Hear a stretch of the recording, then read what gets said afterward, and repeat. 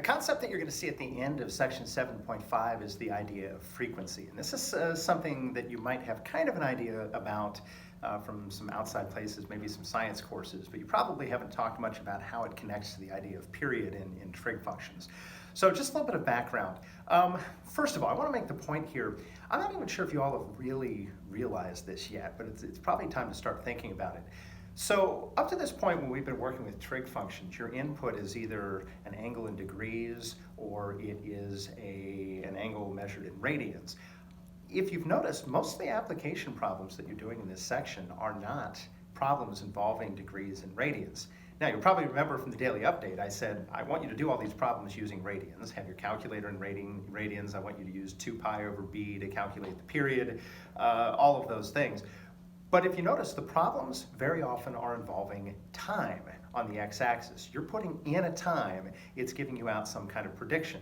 And again, it doesn't have to be a time, but the point is you're very rarely putting in an angle and getting out some value.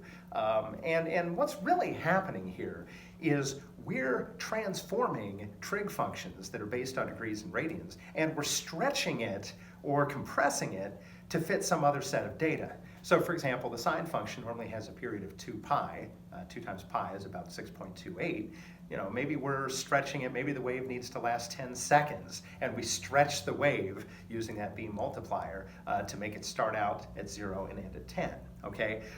So again, your calculator's still in radian mode, you know, in the background radians and things are still happening, but a lot of times your input unit is no longer an angle measure. Okay, so a lot of your problems, your input is going to be time. Okay, you put in a time, it gives you out some value, you know, a cost or a total or something like that, a height. Anyway, all right, so that's one idea. The second idea that I wanted to mention is you're going to be doing a lot of problems involving sound waves, okay? For sound waves, most of what we care about is how loud it is and what pitch it is. And those things are going to be determined by the period of the sinusoidal function and the amplitude of the sinusoidal function, okay? Most of these, you're not going to have a midline being shifted up or down. You're not going to have a phase shift. Frankly, you could write a sine or a cosine function. As long as the amplitude's right and as long as the period's right, it's going to match up the way that you want it to, okay? Now, the follow-up here. So, if you look at this wave here, it goes through 1, 2, 3, 4 full cycles in 1 second, okay?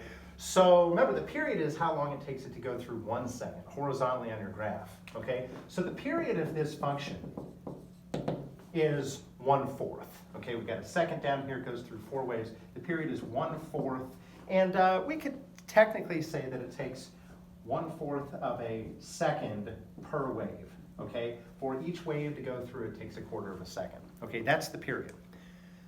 The frequency is the number of waves that repeat in 1 unit of time. And for most of our problems, it can be the number of waves that go through in 1 second, okay? So if you notice here, this goes through 1, 2, 3, 4 full waves, okay? We would say that the frequency is 4 waves per second, okay?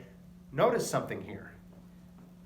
This is how long it takes for 1 wave to complete a cycle. This is how many waves go through in 1 second, okay? The frequency and the period are reciprocals of each other, okay? So frequency is the reciprocal of the period, okay? And you can just flip-flop the two to go back and forth. When you're making your calculations, our formulas involve the period. Okay, so if they give you a frequency, you're going to have to convert it to a period to be able to write your equation, okay? And then maybe if they ask you for a frequency at the end, you may have to convert that back and give them a frequency, okay? Now, some of these problems, you know, maybe they're going to tell you, hey, the period, maybe it takes the function 10 seconds to go through a full cycle, something like that, okay? 10 seconds technically for every wave, okay? If they ask you for the frequency, it would be how many waves you expect to go through in 1 second. Well, if it takes 10 seconds for an entire wave to complete one cycle, in 1 second, you're only going to get a fractional part of that wave. You're going to get a tenth of a wave every second is what's going to end up happening here. By the way, a lot of times in working with frequencies, the unit that they're going to use for this is hertz. Okay, Hz is usually how that's written.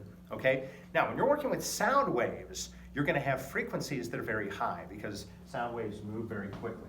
Okay, so you may be trying to model a sound wave that has a frequency of 500 hertz and maybe an amplitude of 10 or something like that. Okay, and when you put that function together, you can just use a sine function. You don't need to have a midline shift. You don't need to have a phase shift or anything like that. You're really just trying to get everything set up for the equation. The frequency of 500 hertz means that the period is going to be 1 over 500. Okay, in other words, it only takes 1/500th of a second for each wave to pass. Okay, so when you're setting up your equation, maybe your function is going to be something like f of x is equal to, it's going to be the amplitude of 10 times sine or cosine, it really doesn't matter. But you're going to need that b multiplier in front of x to change the period, so the period is 1/500th, okay? Because this thing's moving really, really, really fast, 500 waves every second, okay? So remember, you can set the period of 1 over 500 equal to 2 pi over b, and you can solve that equation. I think in this case, b is going to end up equaling, let's see, if you multiply both sides by b, I think b is going to end up being 1,000 pi, actually. So remember, if b is very large, that means your wave is moving very, very quickly. This is over 3,000. So this is a wave that's moving 3,000 times as quickly as the normal wave. And again, you should be using your calculator in radian mode. So your function here would be 10 sine of 1,000 pi. And again, if you want to use a cosine function here, that's fine. You don't need a phase shift. Oh, sorry, you need a variable though. Maybe an x or maybe a t if you're working in terms of time. And technically that's all in parentheses if you're going to graph it. Okay, so kind of important idea there. But I think that should cover everything as far as what you need to know to be able to do these problems. Just in general, if they give you let's say that they tell you that the frequency is 0.125 hertz or something like that, turn it into a fraction. Okay, that's 1/8, and that means your period would end up being 8. Okay, so in other words, 1/8 of a wave goes through in a second. That means it would take a full 8 seconds for the entire period to happen. Okay, so that's the basic idea. Hopefully that answers everything you need for that last part of 7.5.